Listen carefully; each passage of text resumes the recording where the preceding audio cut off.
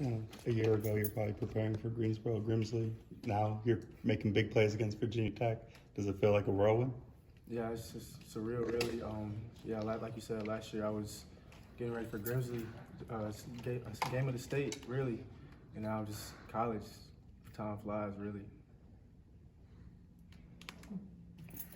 What's it been like, kind of building chemistry with MJ now that he's the starting quarterback? It's great. We used to throw in the summer when I first got down here. We used to come to the indoor before we even started touching balls in the summer. We just threw in the indoor, going over routes and stuff. So the chemistry's always been there. Just coming in with him made it easier. Have you kind of kept a clear line of communication with? I'm sure at some point this year you thought maybe you'd redshirt. And other points you thought maybe you'll get your 5 games in. How have you kind of approached that? I just put my head down and work. What happens, happens. Everything happens for a reason. I just put my head down and work every day, come in and work.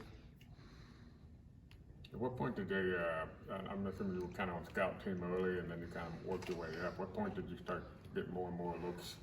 I would say whoever we played before, Syracuse, I believe.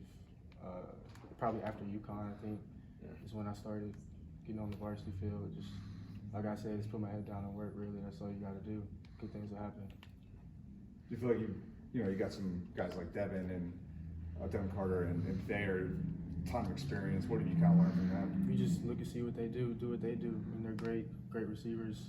I look at DC, I look at Darryl, like you said, Thayer, Keon.